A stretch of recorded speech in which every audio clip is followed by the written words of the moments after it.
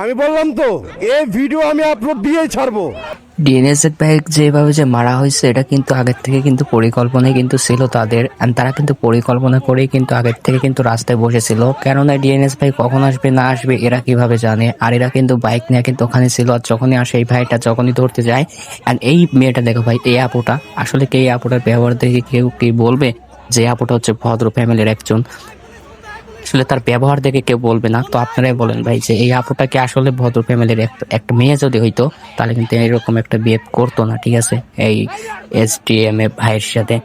তো এখানে কিন্তু এসডিএম ভাই কিন্তু মাথা ফাটিয়ে দেয় একদম মেরে, হেলমেটটা যে ক্যামেরা ছিল সেই ক্যামেরাটা খোলে, আর খোলার পরে কিন্তু এখানে কিন্তু মাথার পর একটা যে মার ছিল এটা ফাটে যায়।